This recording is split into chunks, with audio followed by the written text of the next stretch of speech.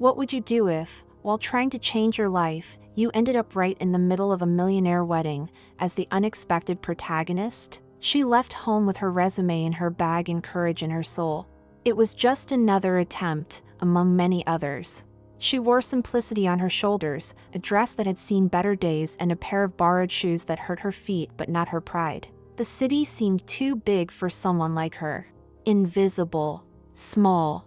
But that morning, Anna decided not to go back without trying. She walked quickly along the sidewalks of the upscale area, following the instructions on a vacancy advertised on an old pamphlet. She was late. And hungry. She stopped in front of an elegant building with mirrored glass doors. She thought twice.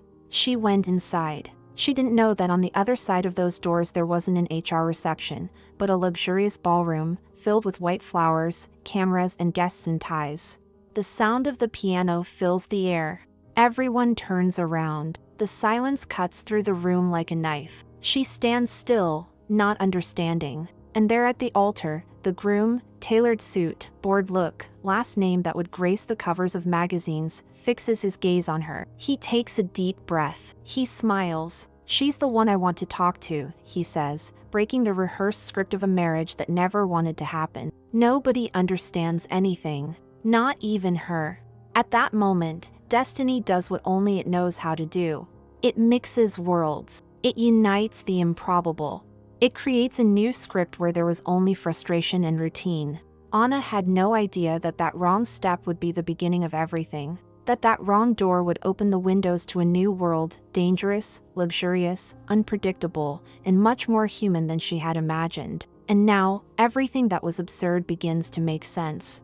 But behind every white flower, there is a secret hidden. And behind that look of the groom, there is much more than she can imagine. Because some stories start with the right mistake. And this one was just beginning. This story shows that even a mistake can be the right beginning. That an invisible woman can change everything, even the fate of the city's most powerful heir. If this scene caught your attention, it's because you feel what so many others feel. The desire to be seen, to be part of, to experience something real. Like the video now. It helps this story reach more hearts. And subscribe to the channel. Here, each story reveals what real life tries to hide, the love between the lines. Anna Mirela Rosenthal wasn't invisible because she wanted to be. She was simply born in the wrong corner of the city, where surnames didn't matter, where silence was more common than brilliance, and where life taught us from an early age not to expect too much. Daughter of Marla, a talented seamstress who made beautiful dresses that she would never wear, Anna learned to have a good posture. With pins in her mouth and dreams kept in the back of a drawer. She was always told that she was intelligent, delicate, attentive, but none of that paid the rent, nor guaranteed her a place in the world that seemed made for children with rehearsed surnames. That morning, Anna woke up before the sun. She tied her hair in a messy bun and applied the same old lipstick just to feel that she still had color in her. She chose a navy blue dress, already worn at the edges, and put on her mother's shoes. A size too small. Each step hurt, but she had a mission, to deliver that resume. A white, laminated envelope, where she had put not only her experiences, but her last hope. The ad was clear, a vacancy for an administrative assistant at a new company downtown. In-person interviews today at 10 a.m. Arrive on time. She wrote the address on a piece of paper, the same one where she had written a short prayer on the back, "May I be seen." Anna didn't have a cell phone with internet. She walked quickly through the city streets, asking strangers, stumbling on the sidewalks. When she finally found the building with the indicated number, a huge gate made of golden iron and mirrored glass made her hesitate. She read it again. It was there. She took a deep breath, clutched the envelope to her chest, and pushed the door open. No one stopped her. On the other side, a stunning ballroom, white flowers in tall arrangements, musicians with violins, spotless tables filled with crystal glasses, and silverware that Anna had never used. It was as if she had crossed over into another reality, one where no one would ever guess her name. The sound of marble heels, the shine of long dresses, the perfect makeup of those women who looked like they had stepped out of a magazine. Anna clutched the envelope tighter. It was clearly in the wrong place, but no one threw her out. And in that moment of confusion, a man from the altar saw her. A man in a dark suit who wasn't smiling, even though it was his own wedding. That was Julian Alcott McRae, heir to the McRae Technologies empire, one of the richest families in the country.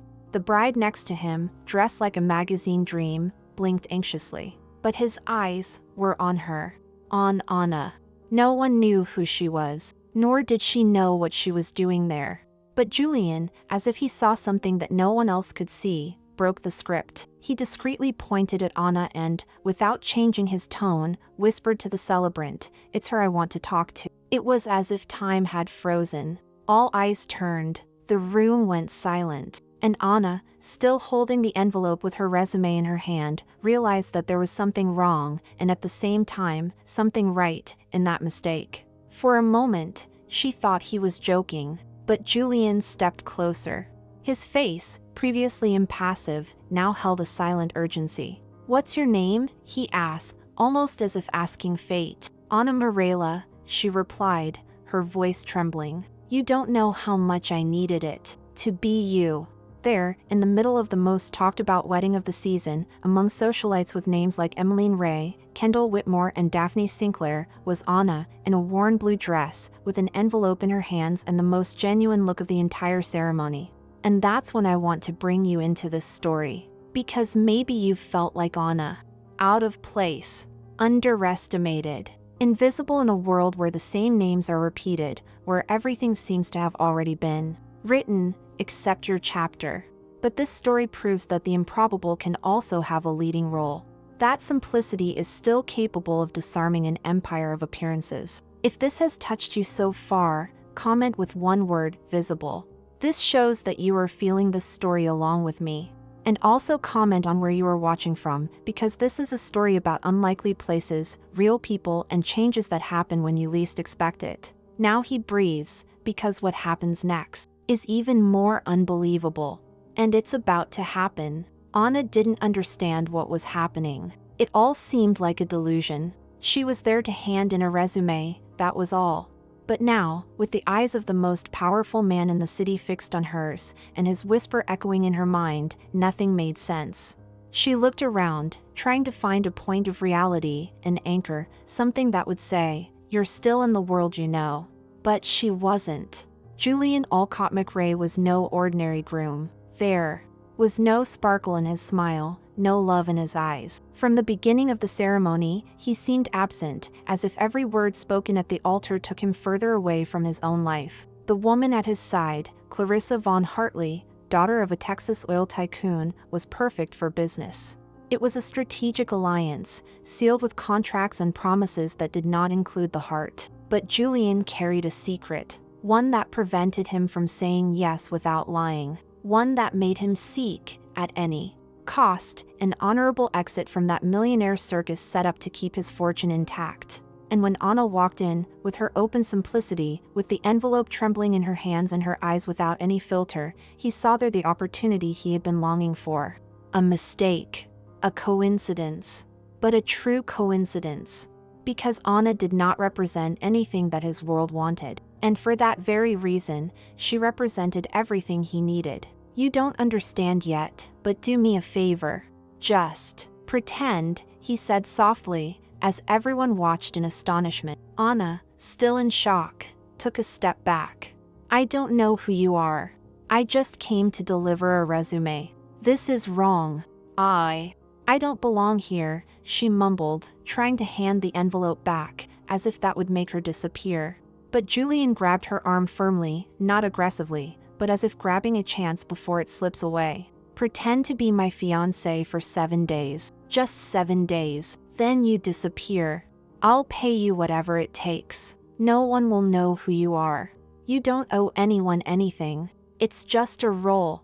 Just an act," he said, looking into her eyes with an intensity that had no place in the situation. Anna, raised among fabrics and needles, recognized when something was sewn on the outside but torn on the inside. And Julian was. His gaze was hurried, but not arrogant.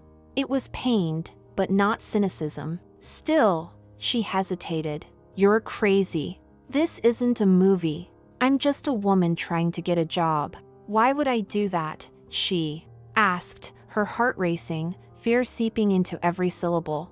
And he responded with the most disarming thing he had, because you are the only real thing that walked through those doors today. At that moment, Clarissa approached. With her elegant posture and cold eyes, she whispered something in Julian's ear. Something about appearances, investors, the press. But he didn't hear her. Not anymore. He was focused on Anna, on that woman he barely knew, but who seemed more alive than anything else in that overly decorated room. The room spun. Photographers whispered. Guests murmured names like Isadora Trent, the influencer, Madison Calhoun, the board member, Miles Easton, the Alcott aide. Powerful people, hungry for spectacle. But there, in the middle of them all, was Anna, her shoes hurting, her heart at war, and an impossible choice in her hands. Was accepting that proposal selling out? Or was it the only way to get out of that misunderstanding alive? He promised that it was just pretense. That everything would be discreet. That the outside world wouldn't need to know who she was. But how could she hide the truth from herself, when every gesture of his seemed to carry a different weight? When, even in the midst of the act, there was a silence between them that said more than any agreement? Anna wanted to say no. She wanted to run. But something was stopping her. Something in his gaze, in the way he didn't treat her as inferior, as a pawn, as an extra. It was as if, for a moment, she was exactly who he expected to find, even without knowing he was looking for her. And in this silent impasse, between the fear of getting hurt and the desire to be someone in that unattainable scenario, Anna took a deep breath. He knew that, by saying yes, he would be entering a world that was not his. But he also knew that, perhaps, there lay the only chance of discovering who he really was. And before she could answer, the master of ceremonies called for a break. The guests were led outside, and the hall was empty. Only Julian and Anna remained there. And it was in this space between the performance and the truth that everything would begin to change, without either of them being prepared for what would come next. The hall emptied, but the silence between them remained thick. Julian, accustomed to negotiating millions with half a dozen sentences, now seemed disarmed before this woman who had nothing to lose, and perhaps because of that, had more power than anyone he had ever met. Anna did not respond immediately. She looked at the floor, the white flowers scattered about, the luxurious altar before her, and all of that seemed more distant than ever. Still, a silent, almost irrational force prevented her from leaving. Minutes later, she found herself in the bride's dressing room, changing her clothes with the help of a frightened employee who only said, "It's what Mr. Alcott ordered. Everything is paid for. Just follow their instructions." Anna, still confused, let them put on her a gold satin dress, too delicate for someone who could barely walk in heels. Each layer of makeup covering her simple face was like invisible armor. No one there could know where she had come from, or where she wanted to go back to. And so began the most surreal days of his life. They lunched in private gardens with businessmen like Oliver Delancey and Cecilia Rourke, dined with foreign diplomats, and posed for photographers alongside celebrities like Halston Everly and Mireille St. James. With each event, and learned a new role. The whole world believed she was Julian Alcott McCrae's mysterious new fiancé. No one knew her last name, but everyone wanted to know her story. And while versions of the story were invented in the newspapers, she tried to understand the truth about this man who said he needed her, but never explained why.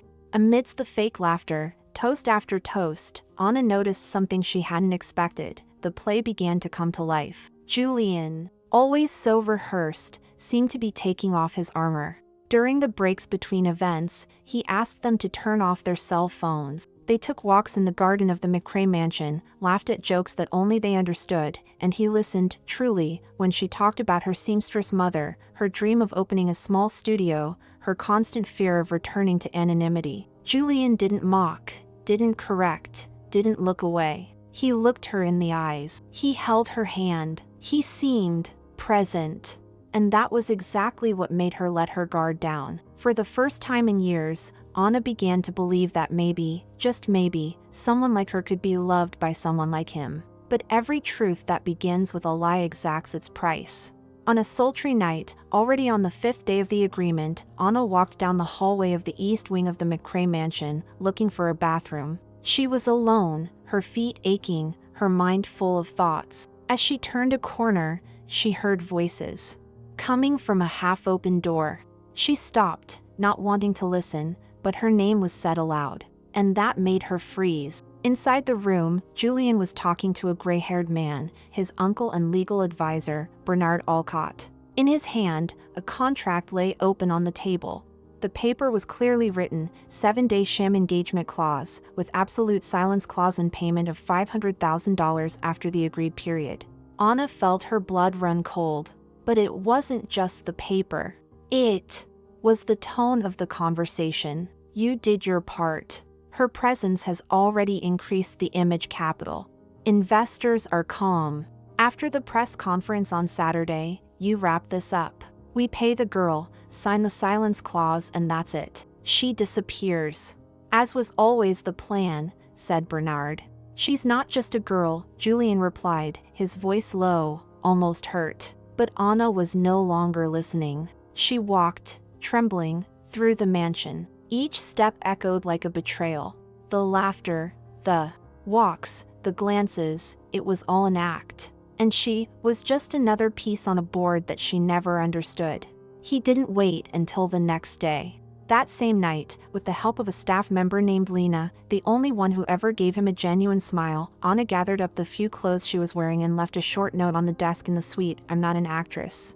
And you're not who you seem to be. He disappeared before dawn. No money, no destination, no explanations. When Julian woke up and found her missing, the world he had controlled began to crumble. For the first time, he realized that he had become dependent on something he could not buy. Anna was gone, and with her, she took everything he didn't know he needed. Now Julian's days were filled with unanswered questions, ignored phone calls, places he visited alone, hoping to catch a glimpse of her from afar. In public, he kept up the act, but inside, something was shattered. She was no longer invisible. She was absence. And her. Absence screamed in every corner where, before, the only true feeling Julian had ever known had been born.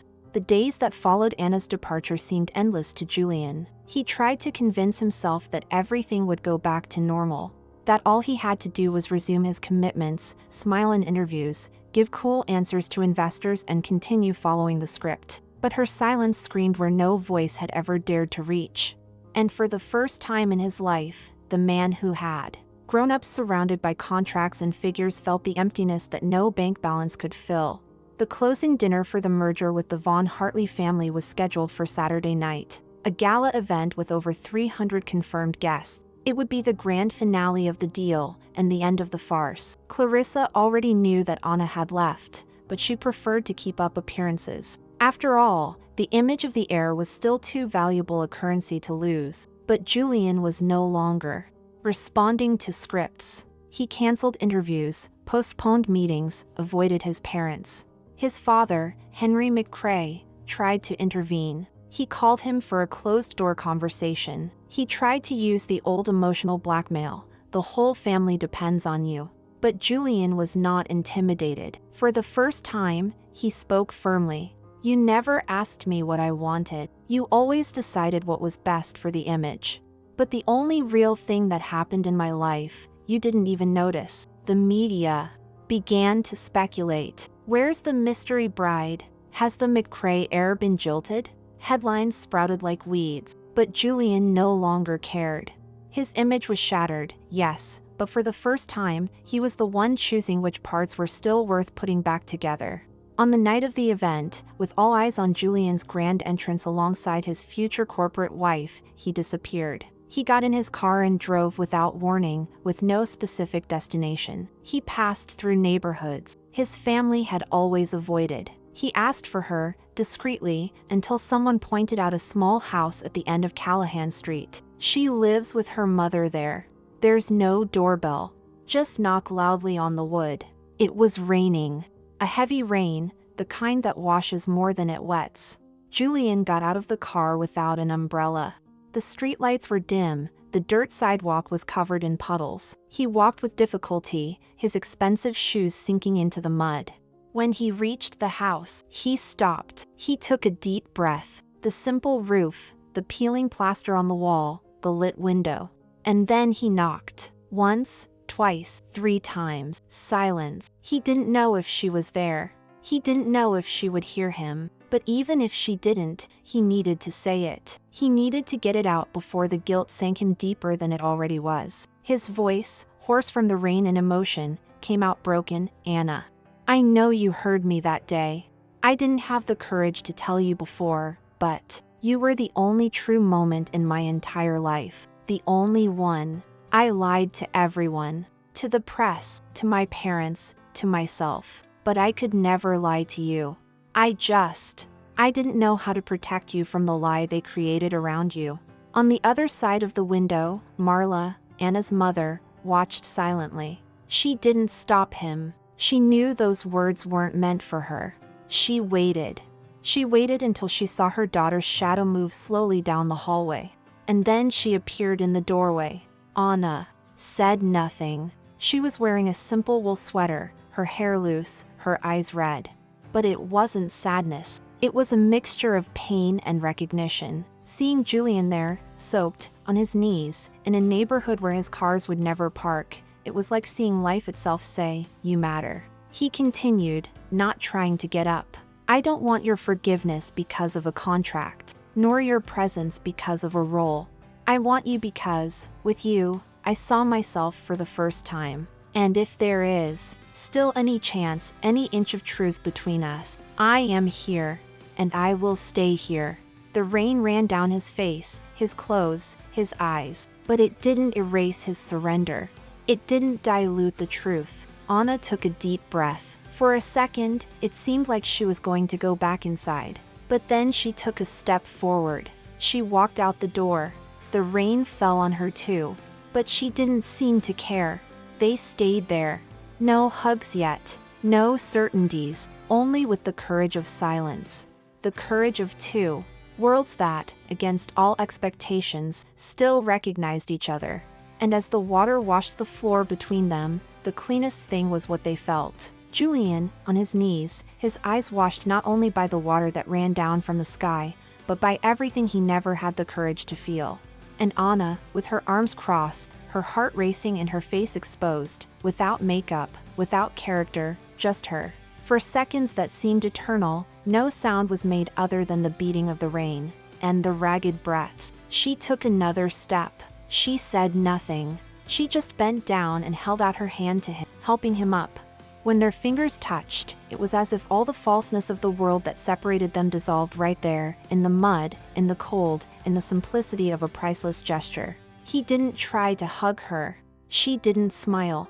What was between them was more subtle. It was presence. It was forgiveness without words. It was the still fragile possibility of starting over. They entered the small house together, where the walls were free of fancy paintings, but where the heat came from the lit stove and the tablecloth hand-embroidered by Marla. Julian sat on the worn sofa with a care he never had in his own mansion. He took off his muddy shoes and stood barefoot, as if he needed to touch the ground of reality for the first time. Anna poured coffee into 2 old cups, inherited from her grandmother.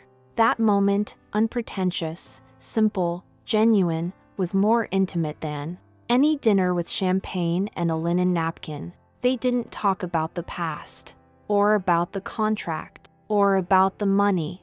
There, between them, there was only what remained after all the masks, the essence, the truth. In the days that followed, Julian did not return to the McCrae mansion. He took leave from everything: companies, shareholders, social obligations. He rented a small apartment downtown, near the clothing factory where Anna had found a temporary job. He did not demand any space in her life. He simply insisted on being close by. Sometimes, he would leave a lunchbox at the door.